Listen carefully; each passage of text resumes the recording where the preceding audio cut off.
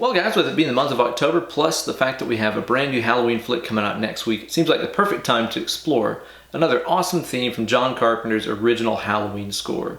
So today we're going to learn how to play the Myers House theme using an unusual understrumming technique.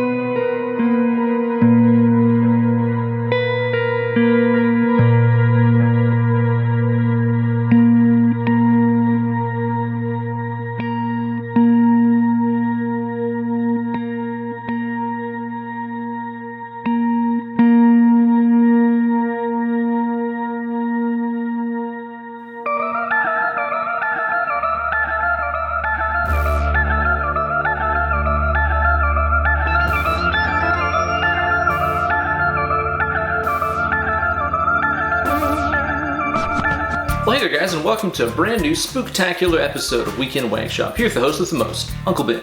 On today's episode, we're going to be learning how to play the Myers House theme, which is from John Carpenter's original Halloween score. It's really cool and spooky, kind of has the same vibe as Laurie's theme, which we did here on the channel a couple of years ago. In order to play all those cool piano chords, I decided to try to use a understrumming technique that I kind of stole from my buddy Josh Martin from the band Little Tybee, who's just a phenomenal guitar player. If you've never heard him, be sure to check him out. He's got some techniques that are really just kind of exclusive to what he does and really strange. This technique involves basically making chord shapes by holding down notes with the left and right hand and then using the free fingers on the right hand to pluck those notes. And as always, you guys can find a full tab for this week's lesson over on my Instagram page at Ben Eller Guitars. Give me a follow, find the tab for this week's lesson, then upload a video of yourself playing through it along with the hashtag Weekend Wankshop. Also, if you're a fan of horror movies and podcasts, be sure to check out my weekly horror movie review podcast. It's called Dead and Lovely. And on that show, me and my buddy Hollywood Steve Spratling review a different horror movie every week. And actually, next week, we're going to be reviewing the original version of Halloween 2, as well as a special mini episode about the brand new Halloween flick that's coming out. Okay, first things first, let's talk a little bit about the kind of tone that I'm using to get that more kind of synth-like sound out of the guitar.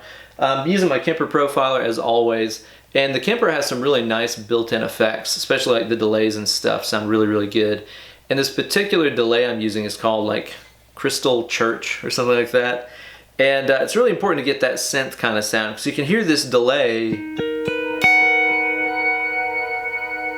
You know, not only is it just like a nice washy sounding delay, but it's also got this cool thing where the echoes have this really nice like octave up kind of sound that sounds really synth-like. So to me, that's the kind of reverb or delay I would try to find. There's a lot of pedals that do this too. The TC Electronics Flashback can do a really similar sound. Just be sure to set yourself up with plenty of washy delay or reverb whenever you play this. And if it's got that octave up thing, that's a cool bonus. Okay, so this theme involves basically one chord voicing that just descends down. Really gives it a nice eerie kind of quality. And all these chord voicings are going to feature 3 notes in the left hand, 1 note in the right hand, and then we're going to use our free fingers to kind of pluck the strings to sound the chord out. Now the first chord voicing you're going to use here is going to have the 15th high E, it's going to have the 16 on the D, and the 14 on the low E. So you get 15, 16, 14. Now with the right hand index finger is what I'm using, I'm also mashing down that B string here on fret number 19. It's an F sharp note right there. And basically what we're going to do is we're going to go ahead and have this whole chord shape mashed down. So I'm fretting all the notes, right? And basically what you're going to do is I'm going to pluck the high E string here with my middle finger. I'm going to pluck the B with my middle finger. I'm going to pluck the D string with my thumb. Then I'm going to pluck the low E string with my thumb. So again, the left hand and the right hand first finger are just holding the chord down. And I'm going middle finger, thumb, thumb, just like that. just pick through the chord 2 times before you move the entire thing down a half step. So now on the left hand, I've got 14th high E, 15th D, and 13th low E. And in the right hand here, I'm just holding down my 18th fret B. And again, I'm just kind of pluck through the chord just like I did. Give it another time through. Next, it's going to move down another half step. So in the left hand, you're going to have 13th high E, 14th D, and 12th low E. And in the right hand here, we're going to have the 17th fret on the B string.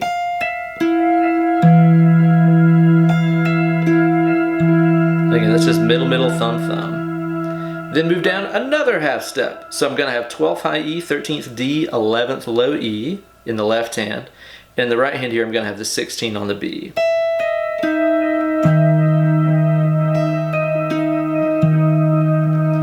After this, we kind of quit with the chromaticism and make a bigger leap down the neck. Now, essentially what I've got here is the 8th fret high E, the 9th fret D, and the 7th fret low E.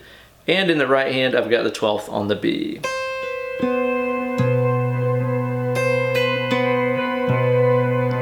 And then move down another half step. So now I'm holding down 7 on the E, 8 on the D, 6 on the low E, and I'm fretting that 11th B with my right hand. And that's the last chord that you hit. So far we've started off up here in the 14th position.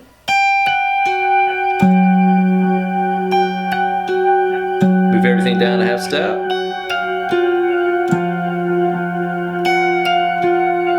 Another half step.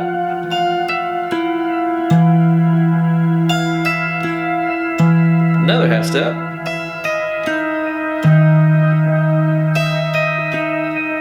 Then down to the 7th position.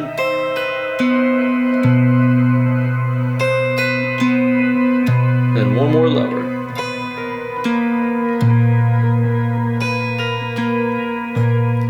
And the very last thing I'm doing there is those eerie harmonics. Now what I'm doing here is I'm holding down 2 octaves of B flat. I've got my 6 on the high E, I've got my 8 on the D string, right? And what I'm doing is I'm plucking the D string with my thumb while using my first and either second or third fingers, I do a harp harmonic on that 6th fret high E string note. It gives you that nice bell-like tone like that. It's really cool. So how I'm doing that is just basically by putting my first finger an octave above this one. So in other words, just add 12, right? This finger's holding down 6, so think fret 18. 6 plus 12, 18. And what I'm doing here is I'm placing the tip of my finger right on top of the string, right above the 18th fret. Again, it can't be in the fret box or off center or anything like that. It's got to be right above the fret wire on 18. And what you're going to do is just lightly place your fingertip on the string. Don't fret it or mash it or anything like that. Just lightly touch it and pluck with either your middle or ring finger while your first finger is still touching the string. You should get that nice bell-like tone. So basically what I'm doing here is I'm plucking the D string with my thumb and I'm sounding out that harp harmonic here with my first and either second or third fingers.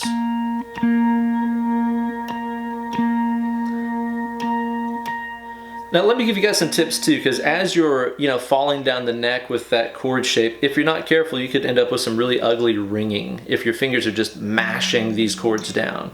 Because especially when you're playing with a lot of delay or any kind of compression on there, as you're fretting these chords, if I move the whole thing down, see, you can hear when I moved, right? And that doesn't sound good. We want to reveal, especially those low notes, right at the end of the melody like that. And if your slide already reveals them, it's not really as cool. You don't hear this arpeggio kind of descend.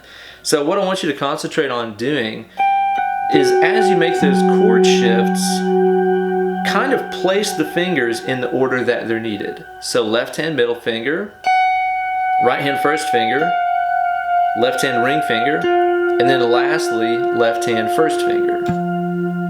So in other words, I'm not just mashing this chord shape down and moving everything down. It's kind of like I'm continually placing and placing and placing each finger as they're sounding out. That'll help this sound a whole lot cleaner for you in the long run. So especially with that first finger on the bottom string, be sure to not fret that guy until it's time to sound the note out like that.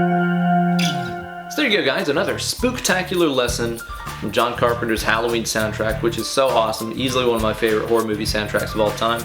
Be sure to click the playlist link in the video description to learn how to also play Laurie's theme as well as the original Michael Myers theme.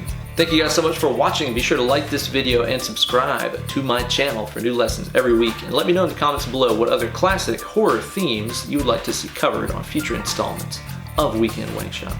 You all can follow me on Instagram at Ben Eller Guitars or over on my Facebook fan page at facebook.com/Uncle Ben Eller. Thanks again for tuning in. Stay tuned for another cool lesson next week. Now get away from this dang computer. Less clicking, more picking.